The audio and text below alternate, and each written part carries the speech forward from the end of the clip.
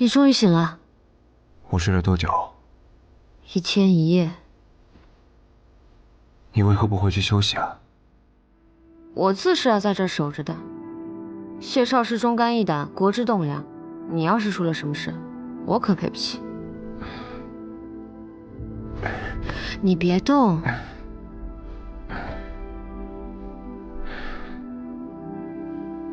好好一双抚琴的手，偏不珍惜。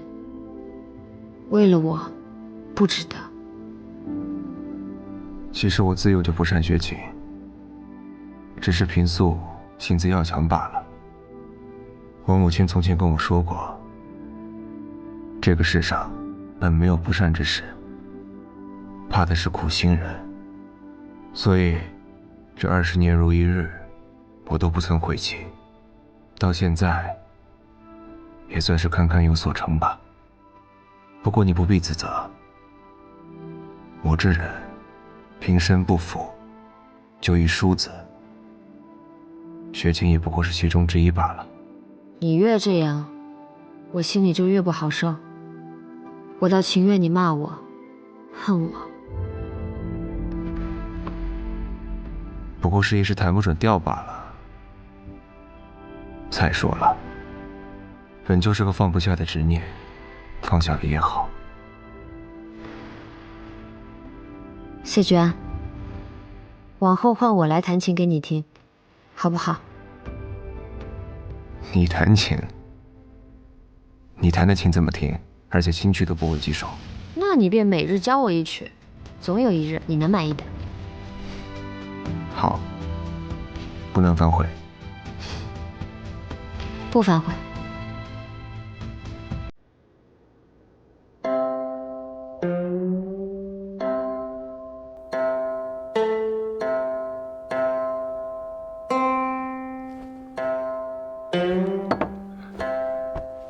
你能不能至少给我弹对一个音？我都弹了几个时辰了，手指早没了知觉，哪里还感受得到琴弦？就你这3天打鱼2天晒网的架势，学到7老8十，也未必能学到我7、8分。行了，今日就到这里。坐过来。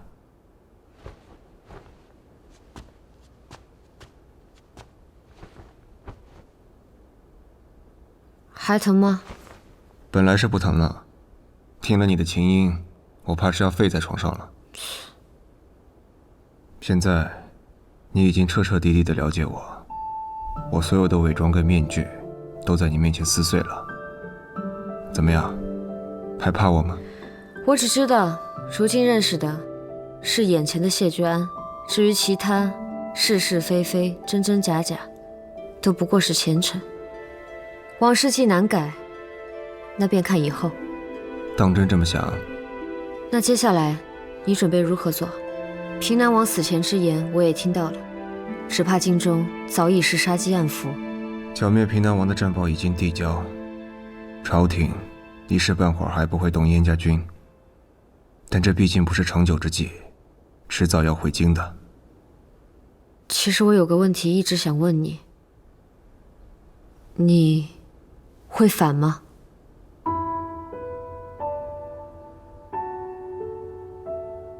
你为何如此在意这个问题？我就是担心燕陵跟着你卷入危险，我也不愿看到公主生气。仅是如此？那还能因为什么？去哪儿？我约了薛定飞，去看一个人。他喜欢吃绿豆糕，替我带点给他。嗯。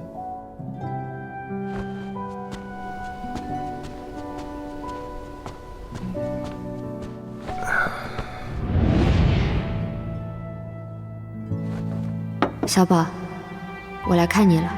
你家先生说你喜欢吃绿豆糕，我给你带来了。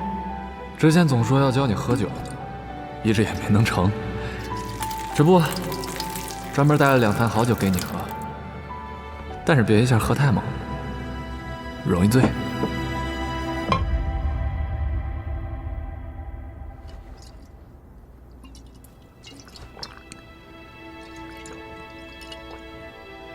平南王之事已经了结，你如今也恢复了自由之身，接下来可有什么打算？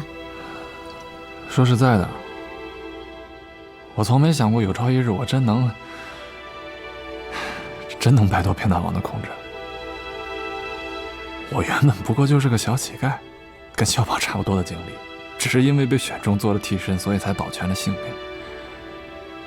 说到这儿，倒是要感谢谢薇了。想当年，我俩小时候可是吃了不少苦。如今平大王已死，我只想逍遥天地间，闲散的过完后半生。听着倒是挺适合你的。不过谢薇就惨了，回京之后还有一场硬仗要打，这仗是死是活，只有天晓得。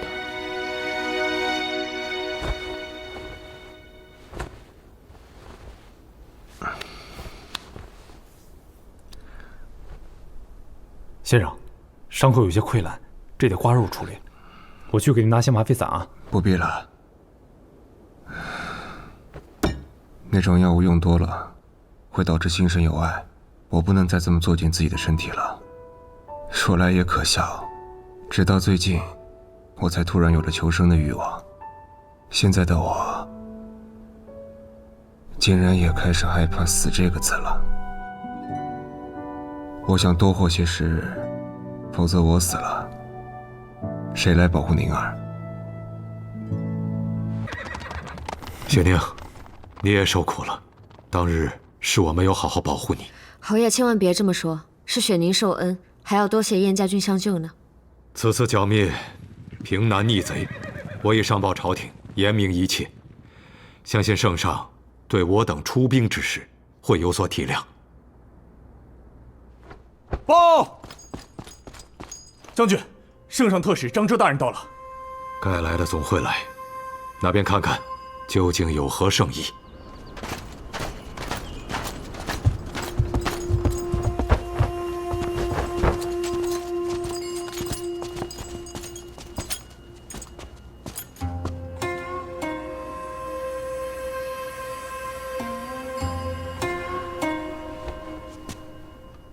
张大人从京城而来，谢某有事，有失远迎，还望见谅。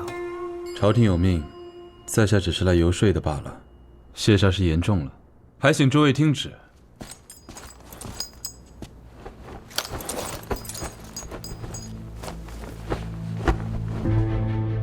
奉天承运，皇帝制曰：边关大捷，朕心甚悦。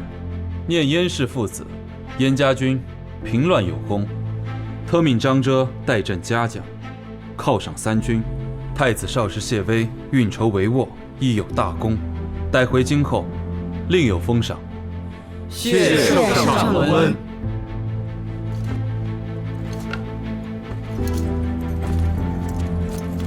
燕将军，圣旨上只有一半圣意，另一半圣意，圣上则是口谕。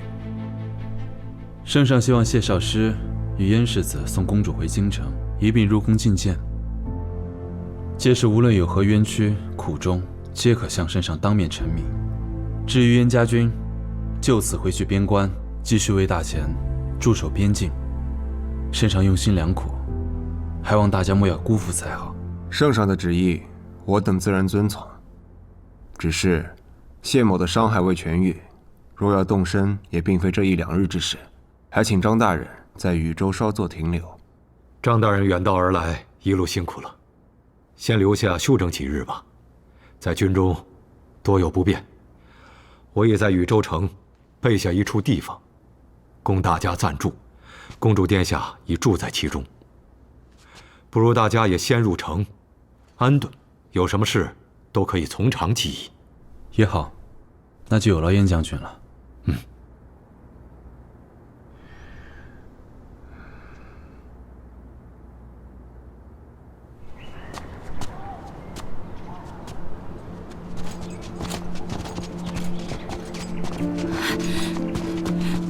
宁宁，殿下，宁宁，殿下，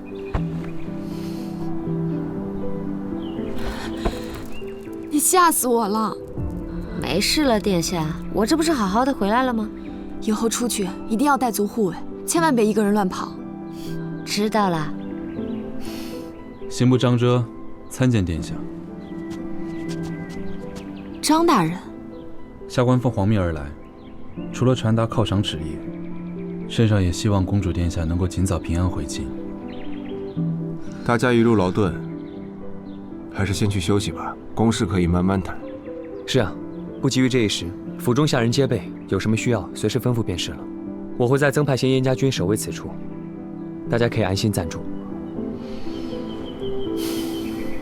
来，走。宁宁，你快跟我说说，这一路你都经历了什么？三言两语哪里说得清楚？那我们就彻夜长谈，节后重逢，我有好多话想跟你说呢。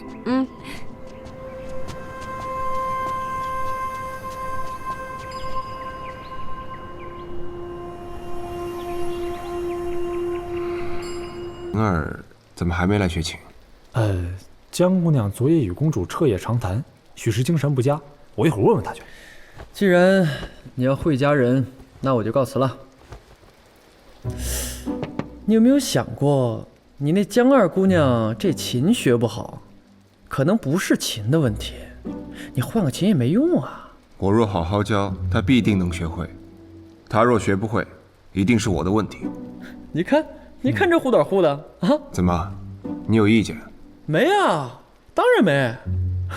告辞，告辞。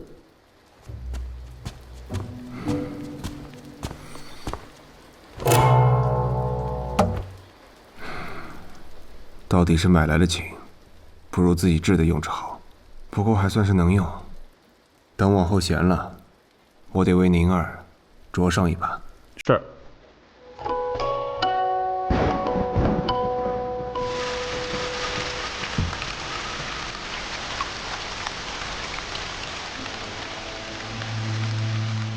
他孤身前来，看似算无一策，早有布局，实则以身犯险，孤注一掷。他所有的疯狂和冒险，都是为了你。现在，你已经彻彻底底的了解我，我所有的伪装跟面具，都在你面前撕碎了。怎么样？你现在还怕我吗？宁宁，你要相信自己，也要记得活在当下。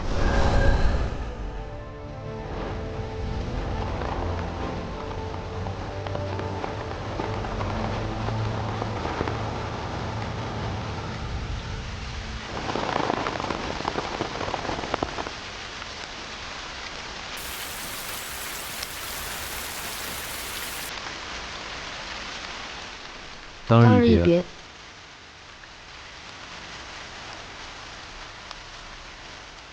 当日自林子王府一别，已是许久了。你还好吗？一切如常，不必挂心。那日我那些话，初时不解，后来便渐渐想明白了。那字字句句看似决绝，实则都是为我好。张某在此谢过姑娘。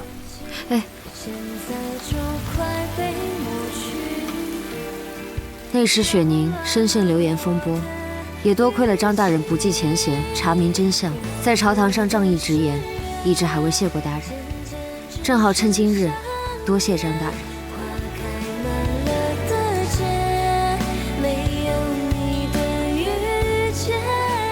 张大人曾说过，最喜观月，想必今日该是欣喜。雨也有不同。滂沱暴雨直落而下，冲击太大，人也是会难受的。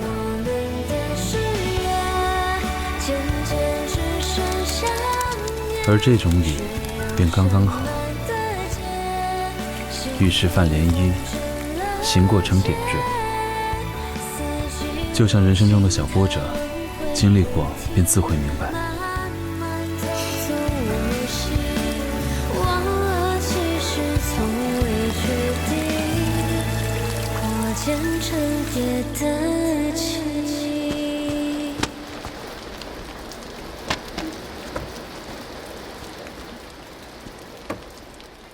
问过他了吗？什么时候来？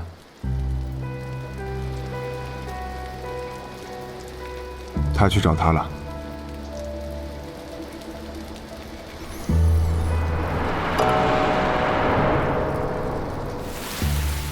先前听江大人说你回乡常住，没想到你竟是与谢少师和严家军在一处。此事眼下京中还不知，但你若继续随军，想必隐瞒不了多久。届时江家会如何，谁都无法预料。你是说，朝廷有可能会控制江家作为筹码？如今大秦西北尽在谢烟之手，也有数万重兵控守禹州，距京城仅一步之遥。于朝廷而言，无疑是头悬利剑。若继续僵持，真到万不得已之时，恐怕朝廷不会放着江家不用。多谢张大人替江家考虑，可我也要多问一句：如今圣上究竟是何打算？所谓的犒赏三军，怎么听都像一个幌子。难道圣上是想让他们回朝后再加以清算？圣心难测，况且还有薛氏一党的压力在。可若非燕家军，何来边关太平？若非谢威舍命周旋，何以斩杀平南王？如今内忧外患皆被平定，圣上若是想要过河拆桥，岂非令天下忠良寒心？谢威他们所做的一切，都是为了大钱和圣上，绝非私欲。你说的这些我都知道。谢威一心筹划想要铲除薛家，我也知道。可薛家千错万错，也该由刑部来审判，此为法度。而谢威如今的做法，无异于拥兵自重，威胁朝廷，身上有所戒备也是情有可原的。你并非是他，若你经历他所经历的事情，未必还能说出这样的话。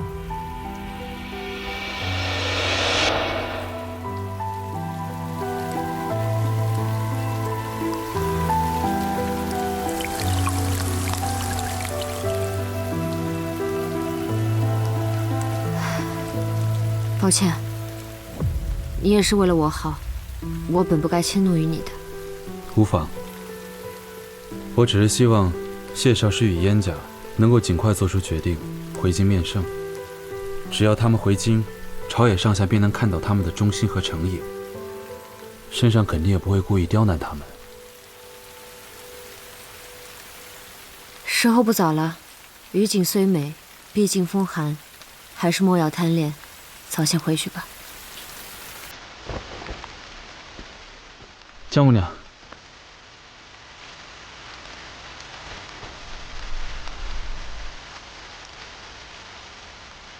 我有一事想要问你。如果那日我的母亲没有出事，你还会选择放手吗？时过境迁，各有忌讳，既已往前走，便已没有如果了。过往种种，因我旧日执念而起，终是我亏欠张大人，愿您定当尽力弥补偿还。可唯独情之一事，无可回头。你如今情之所向，可是谢少师？是，我主意于他。雪下痕迹，寂寞无言的缝隙，却有过境。你走的匆匆，始终留下痕迹，现在就快被拉去，扰乱了我的语气。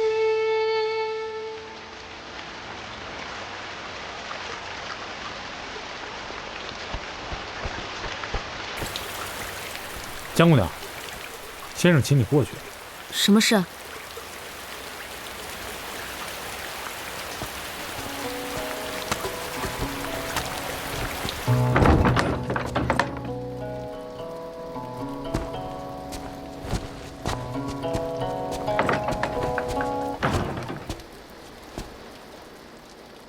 今日怎么没来学琴？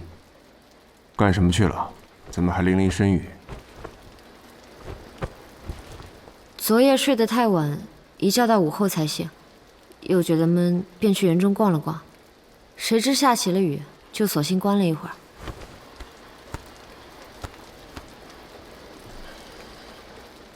一个人观雨，不无聊？还好，正好有件事我想同你商量。圣上催着你和燕灵回京，背后态度未明，这件事你们还是再好好想想。但至于我，若继续待在这里，迟早会被朝廷知道，江家还在京中，我想你想走？我亲缘虽薄，但总归不想牵连他们。你想走去哪儿？可以回乡避一段时间，就像我之前计划好的那样。你想走是因为江家，还是因为他？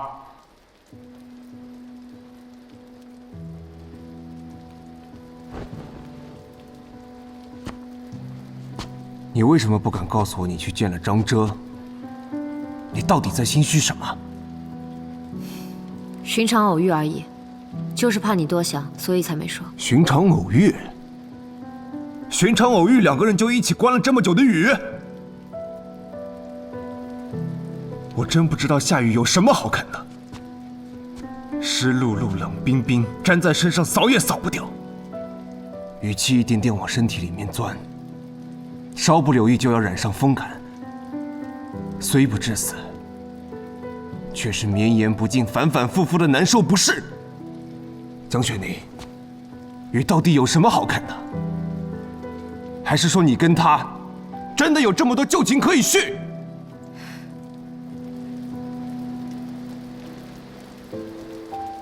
谢居安，我不是你的笼中鸟，就算我是故意去见他的，我也没有必要同你解释。可你已经向我许了以后。江雪宁，你知道我是什么样的人，你既承诺了，我就不会放手，更不会让你有反悔的机会。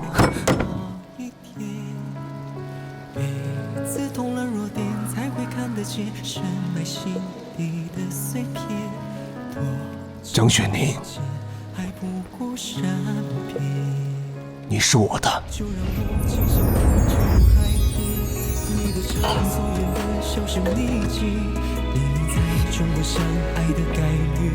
可最后偏偏不是我和你。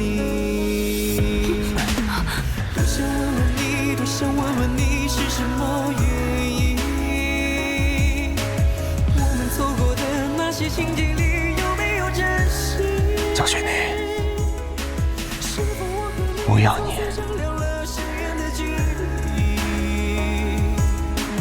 做什么决定，有什么寓意，都身不由己。多想问问你，多想问问你是什么原因？我们错过的那些情节里有没有真心？是否我和你从此丈量了深远的距离？做什么决定，有什么寓意，都身不由己。是我猜不出，是我参悟命运的玄机。三千世界里，未来或过去，见没见过你？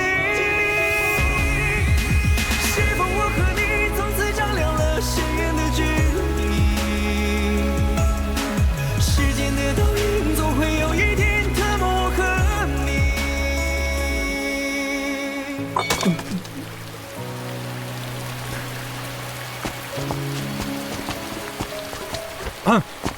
停！干什么？军中有消息递来，我来找谢居安聊聊。走。怎么了？江姑娘在里边？在就在呗，正好一起啊！哎呀，你平时不是挺精明的吗？现在怎么这么不开窍呢？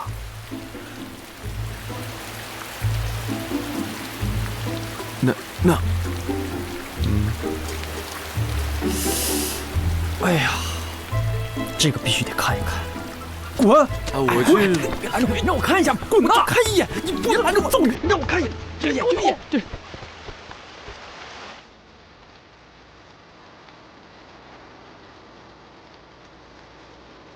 江雪宁，你是我的。我不是你的。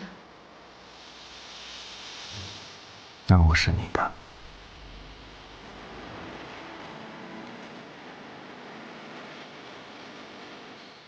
我们成婚吧，我们成婚吧。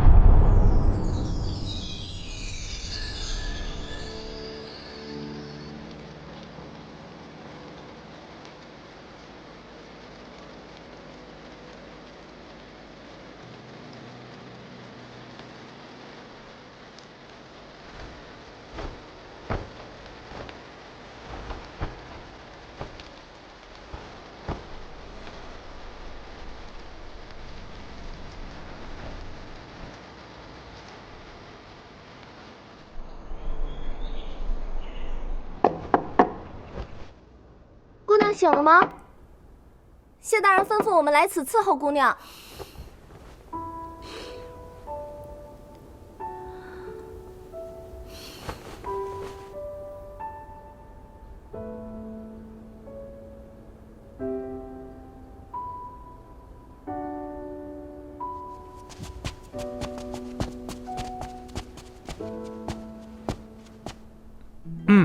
江姑娘，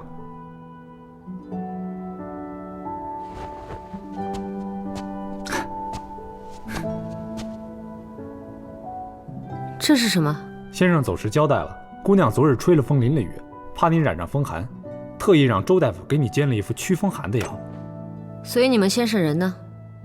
前线有消息传来，先生天还没亮就去了军中。天还没亮就走了？还真是干脆利落。你们先生回来，记得知会我一声，我有话要和他讲。哎，那这是我的错，我早知他的心性，早该将他除去的，那便不会有今日的祸患。宁儿，你不是个坏人，你不是坏人，也就不会在一个人还未犯错之前，因为他将来可能犯下的错误，就先将其除掉。这是无解之题。吕显知道了吗？他怎么说？商议过了，本来我打算过几日再启程回京，眼下发生变故，明日即刻出发。入京之后，我与燕灵会将事情的始末全部告诉圣上。游方毅那边，我会让刀琴陪着吕显前往薛家营救。至于你，也就先回。我随他们去薛家。方英对我多重要，你也知道的。我跟他们去。你放心，我不会有事，反倒是你，届时宫中定是危机重重，燕家军都在城外，未必能及时驰援。你还是得带一件防身的东西，我不想你有事。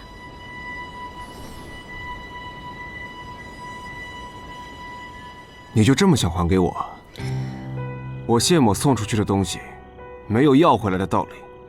你别赌气了，宁儿。说我永远不会输的人是你，现在担心我的也是你，向我承诺以后的是你，给不了我答案的人还是你，你到底想让我怎样？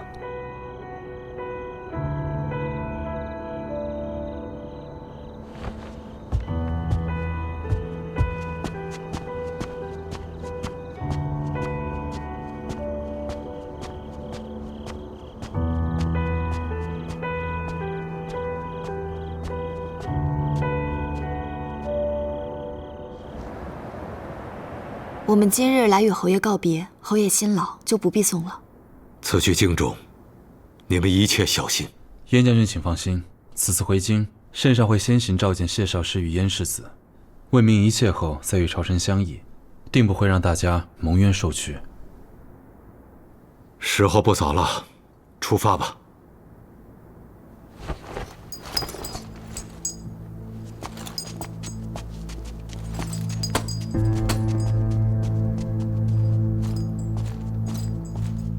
居安，你一贯聪明，这些话本不必多说。但昨夜我想了很久，这20年来，你的路走得不易。如今，离报仇虽只有一步之遥，可是，若你母亲仍在，定不愿看见你被仇恨所蒙蔽。你可明白？舅父放心，我都明白。当年圣上上师志同，许多事他并不知晓。从始至终，我的目标只有平南王和薛氏一脉。此次回京，亦是为了天下。薛家狼子野心，迟早会对圣上不利。他若出事，则天下大乱，兵戈四起，民不聊生。无论如何，一定要稳住局势。当然，也要保全自己。好。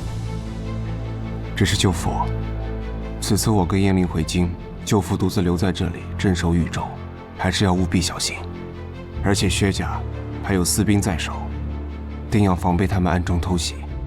待京城万事定论，燕氏冤屈洗雪，居安，再迎舅父回朝。此一别，舅父珍重。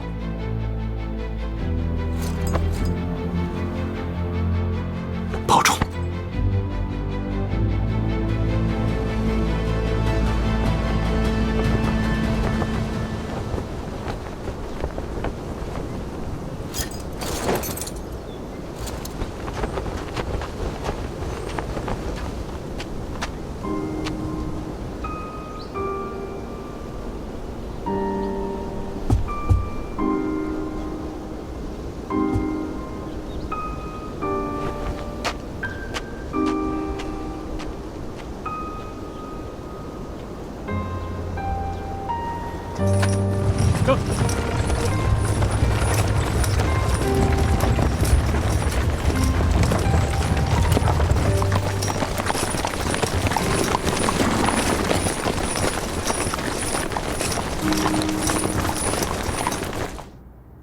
启禀圣上，臣已收到张遮传讯，燕说谢威与燕林已离开军营，遵照圣意护送公主入京。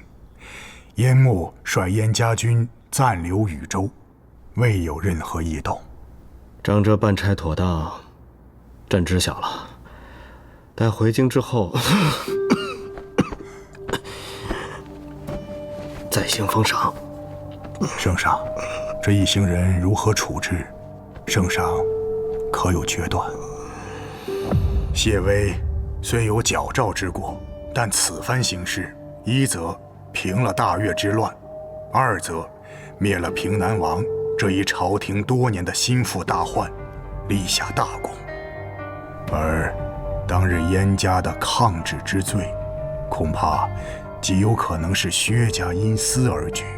反观近来所查出的薛家种种罪证，定国公府恐怕早已成为国之蛀虫。外忧初定，内患将起，处置谢威、燕林容易，但这燕家军数万将士该如何？薛家在朝，又当如何？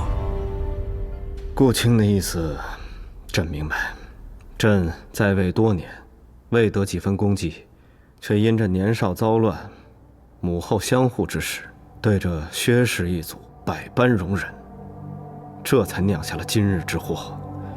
如今若再因此番之事造成天下大乱，只怕他朝九泉之下，无颜面对沈家列祖列宗啊！圣上，罢了，只要谢威、燕林忠心为朝，朕容下他们又何妨呢？圣上仁厚。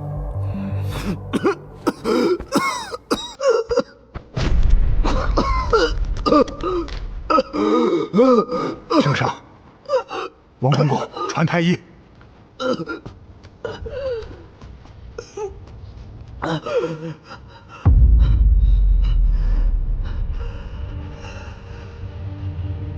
圣上身子本已好转，这接连几日都在你殿中，你敢说与你无关？姑母说的哪里的话？舒儿不过一介妃嫔，又不是什么神医，怎会知道圣上身体到底如何？不是您教导的吗？在圣上身边，只管让他开心，多的话什么都不说，也不许问。你还敢狡辩？来人啊，张嘴！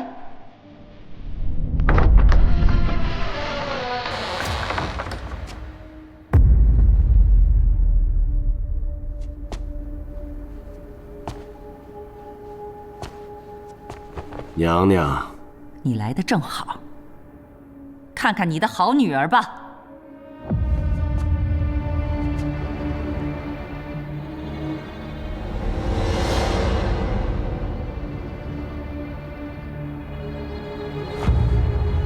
舒儿先告退。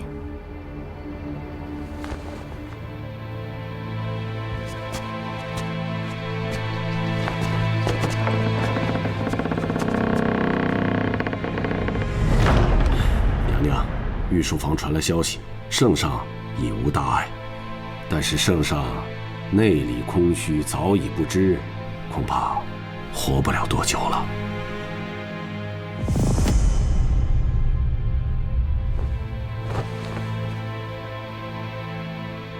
是你们做的，薛远，哀家告诫过你，断不可行此道。你这是弑君！娘娘，圣上身子不好，不是1天2天的事情了。臣只是助圣上一臂之力，早点离开病榻。此事断与娘娘无关。来人！来人！娘娘，现在宫中的禁军已换成了我的人，你要是想把此事散播出去，可知道后果会如何？哼！你这是在威胁哀家。臣不敢。臣与娘娘是一母所生，血脉之亲，旁人或许会害娘娘，可臣不会，所以还请娘娘听臣一言。弑君大罪都已经犯下了，还有什么好说的？薛远，你是要谋反吗？娘娘此言差矣，令江山改朝换姓才是谋反，而臣所做的都是为了薛家。娘娘可知太子少师谢威究竟是何人吗？臣对他本只是心存怀疑，但是却意外收到了平南王的密信，这才知道谢威才是真正的薛定妃。他不是已经回来的那个是假的，谢威才是真正的薛定妃。他隐姓埋名20年，在朝蛊惑君上，暗中相助燕家，对抗我薛家。如今圣上对他是言听计从，就连矫诏这样十恶不赦的大罪也想轻轻带过。若被他重回宫中，请娘娘想一想，燕家那数万大军的刀口对着的会是谁？那你也不应该对朗儿下手，那是我的亲骨肉。娘娘，你这就是妇人之仁，天家之下无父子。娘娘，你现在的犹豫，会酿成日后我薛家倾覆之死期。所以，臣会埋下重兵，等到谢威反京面圣之时，将他连带燕陵绞杀于宫中。20年前，20年后，臣为了薛家，自己的亲生儿子都可以放弃，娘娘为何不可？你若是弑君，若是被人知道了，那就不让任何人知道。反正动手的是贤妃，她早已不是我薛家的人了。待公主回了京城，娘娘便可下懿旨，让叶儿上公主。届时圣上病重驾崩，秦贵妃前去守灵，臣自会拥护临淄王殿下登基。待到那个时候，无论是皇宫、京城还是天下，岂不都在娘娘的掌控之下？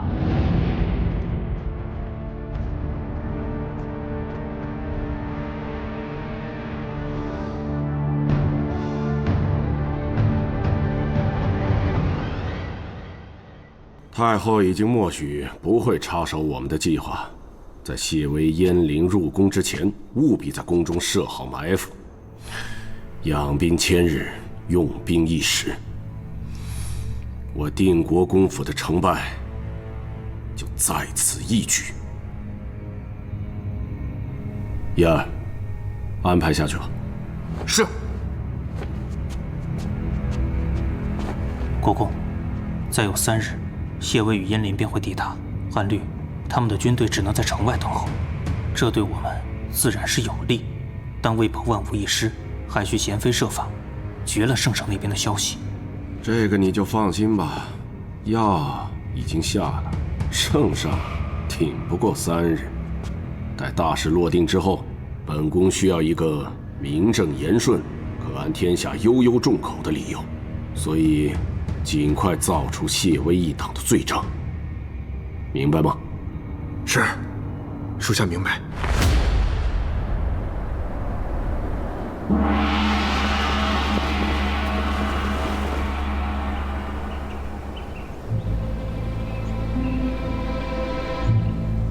见过公主殿下，谢大人、张大人、燕将军，圣上知诸位今日到达，特命奴在此等候恭迎。有劳公公了。太后娘娘现下正在泰安殿，欲见见公主殿下。至于2位大人和燕将军，圣上有命，请往御书房一见。一切听从圣上安排。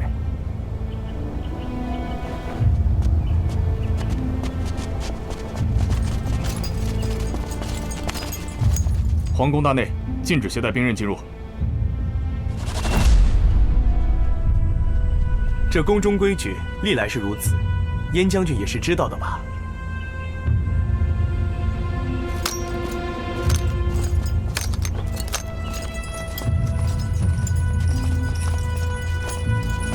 速去通知国公和公子。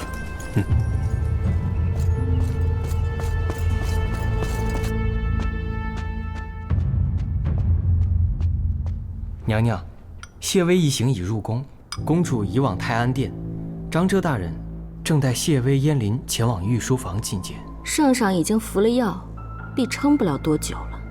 你带人去御书房外盯着，一旦圣上毒发，立即将他送来景岳殿，就说景岳殿离太医院最近，方便及时诊治。是。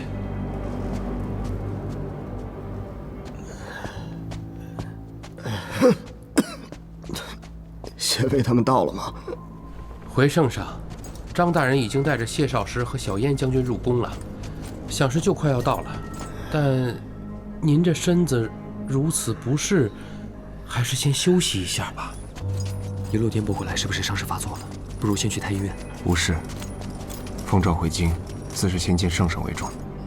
顾青，他们还在太极殿等着议事，先见过了谢威，问清楚了，这才安心。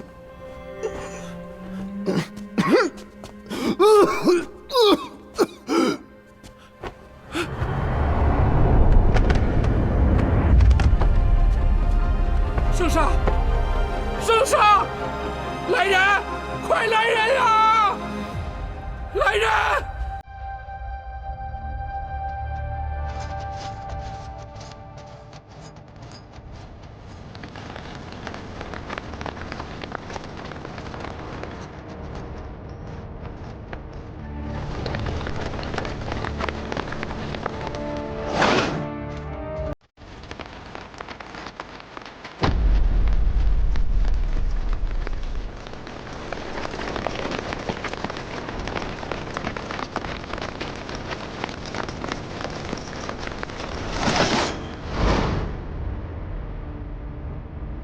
薛公子，圣上召我等御前相见，你这是何意？还想着见圣上？下辈子吧，将他们都给我抓起来！去！皇宫里舞刀弄枪，你是要反？圣上急政宾天，我父亲已领了传位临淄王的遗诏，眼下他正前往太极殿与群臣商议。我行武卫是在护卫皇宫，谈何造反？薛家胆敢弑君，好大的胆子！谢少师此言差矣，待一切尘埃落定之后，谋害圣上、发动兵变的人只会是燕家，而我薛家乃是秦王救驾而来的忠臣。来人，将这帮乱臣贼子抓起来，若敢反抗，杀了便是。是。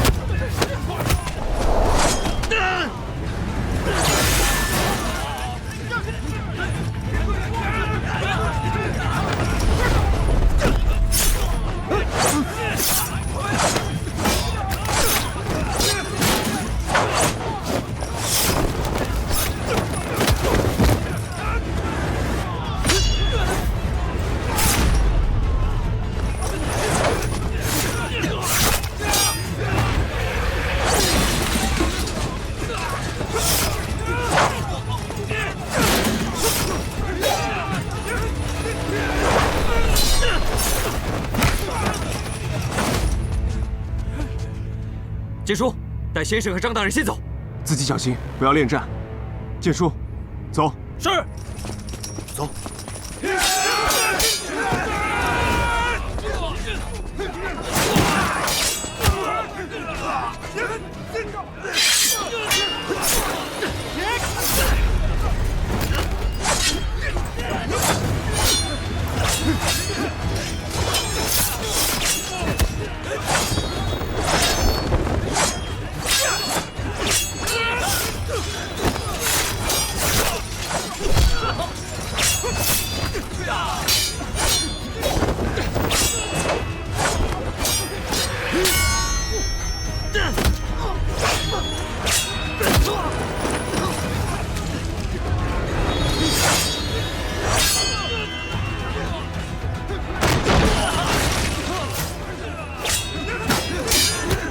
别让他们跑了，给我杀了他！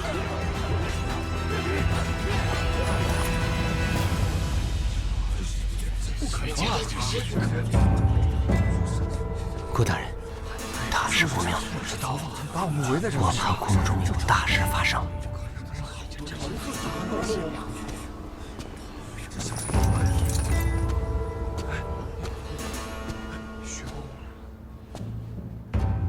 诸位大人，圣上突发急症，龙御宾天，临终时留下遗诏，传位于临淄王，以叛国罪论处谢威及燕氏一党。圣旨在此，尔等还不接旨吗？一派胡言！圣上虽然龙体欠安，却一向有太医悉心调理，怎可能会急症宾天？况且，圣上若是有事，内廷为何未有消息，却由你来通报？前几日圣上上言，谢威、燕氏其罪可宽恕，又怎会下这样的圣旨？你究竟安的是什么心？顾尚书所言极是，我们要面见圣上，我们要面见太后。面见太后！面见圣上！面见太后！面见太后！面见圣上！面见圣上！撤！这是干什么？顾大人，诸位大人，圣上驾崩，国丧当前，太后悲痛欲绝，你们还在这里胡搅蛮缠，是何居心？本宫受圣上之遗诏，是为辅政大臣，当负有处理朝政、稳定宫闱之责任。在万事落定之前，所有人不得离开太极殿。不让我们走啊！你这是干什么呀？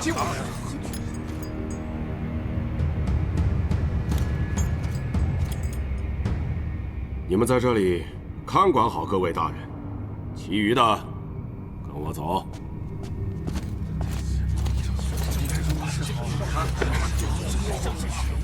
看来这谋逆之举是蓄谋已久啊！你们想做什么？把游芳音交出来！什么游芳音？本夫人从未听过此人。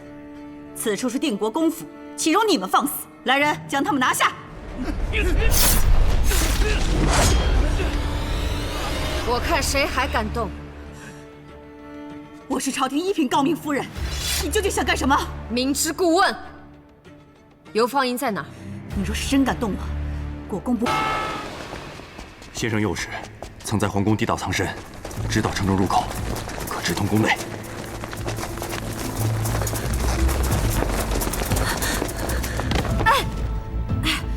江姑娘，你怎么样？别管我了，救人要紧。好吧，那你保重，走。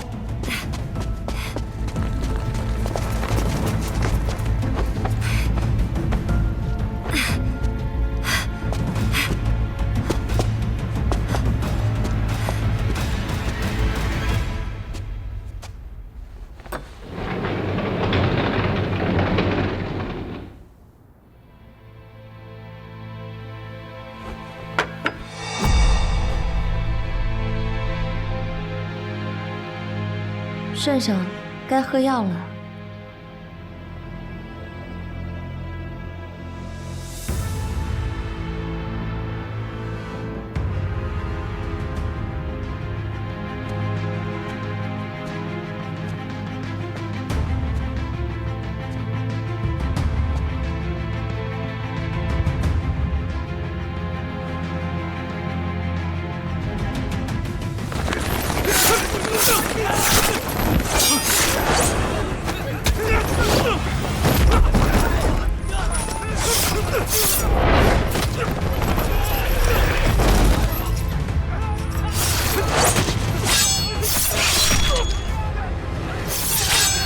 剑叔，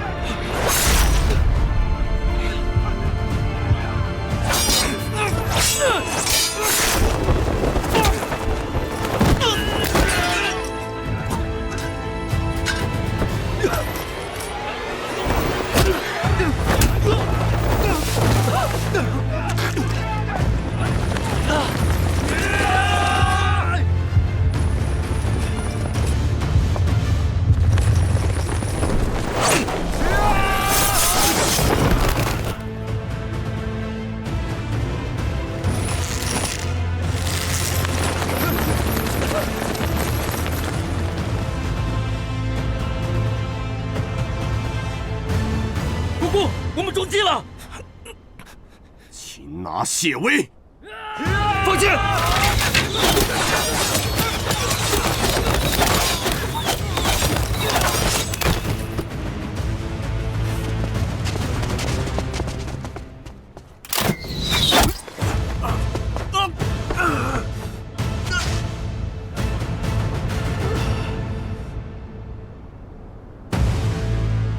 薛远，你败局已定，薛爷已被我们擒拿，我劝你束手就擒。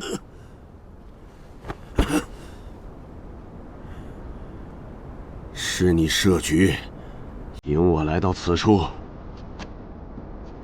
你的心思，一在谋害圣上，二在盯着我跟燕翎，但你却忽略了南边的通州之地。圣上早已命令通州燕家军精锐藏入皇宫地道，就等着这绝杀一刻。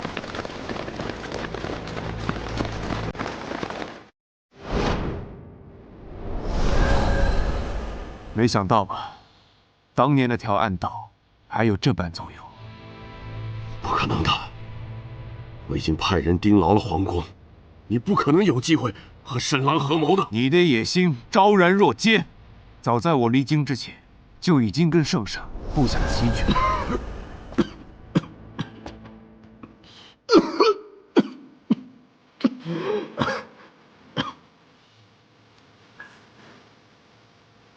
且清还有何事？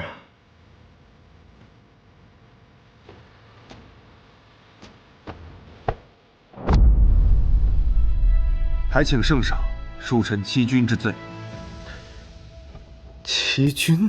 圣上可还记得20年前皇宫地道1人1支的虎头衔？你舅父说，能打虎的都是英雄。殿下跟我1人1支虎头衔。殿下和我1人采1支，这样咱们就都不怕了。鼎飞，你才是薛鼎飞。那先前，难怪朕觉得先前那个薛鼎飞跟小时候感觉不太一样，连性格都差了许多。可是你已经回京多年，为何直到此刻才和朕相认啊？圣上，臣选择现在与圣上相认，是希望圣上别再因为忌惮燕家而任薛氏政权。薛氏是国之毒瘤，不得不除。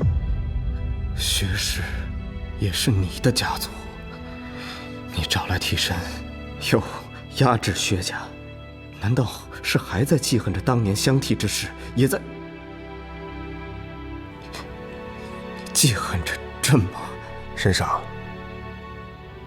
这么多年，臣确实有过筹谋之心，不过，并非是为了一己之恩怨，而是为了当年枉死的义士和大千万千的百姓。圣上与天下百姓一样，皆以为当年300忠魂之伤，全因平南王的弑杀成性。其实不然，当年平南王为逼圣上现身，的确是杀了一部分人，而剩下来的那些人被平南王用来威胁薛远撤军。然而薛远为了抢夺那破城的首功，全然不顾与咽喉事先商定好的作战计划，更不顾前线将士和全城百姓的性命，致使平南王恼羞成怒，在皇城大开杀戒。当年的罪，薛远也要担上一半。他们竟瞒了朕这么多年。从那以后，薛远野心更甚，不仅结党营私铲除异己，更是欺上瞒下，豢养私兵。因兴兵时，他贪没赈灾款，盗取军饷，草菅人命，甚至以莫须有的罪名强抄永义侯府。其余揽权专断、横行霸道、欺压良民之事，更是数不胜数。奈何薛家树大根深，盘根错节，臣只恐此去边关，无人能在数位圣上左右。薛家一心一气，必将发动宫变，届时就没人再能阻止了。薛远狼子野心竟已至如此，朕真是亲手豢养了一头凶兽。圣上，你的龙体。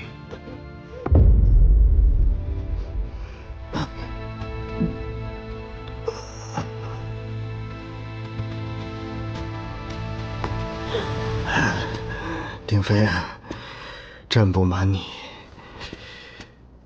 御医有言，朕撑不了几年了。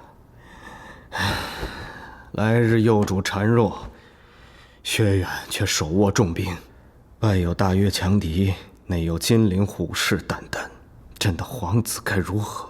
这天下倒是又该如何呀？圣上，这一切还未到山穷水尽之时。若圣上能信赖臣，臣有一计，可解此局。但说无妨。明面上，圣上下旨令臣带着通州守军前往边关和谈；暗地里，臣可以带着圣上的另外一道旨意，赦免燕氏父子之罪，暗中前往边关。届时，两班燕家军在边关合二为一，定能大挫大越之锐气，安边境10年之期。此为其一。其二，金陵紧盯通州多年，定会趁此守备空虚之机，意图染指京城。然而，这冯明宇已死，平南王手下可用之将不多。以他多疑的性格，多半会亲自挂帅上阵。届时，臣与燕氏父子便以边关之兵力瓦解平南王势力。若真如此，那这京城之中依旧是薛氏的天下。所以，臣需要圣上配合演一出戏。授人以柄，示人以弱，置死地而后生。根本没有什么矫诏，赦免燕家之罪，让燕侯燕陵前往边关重掌燕家军权，出兵大越，剿灭平南王。这一切种种，圣上早就准许，其中的每一步都在计划之中。你以为圣上不知你与贤妃下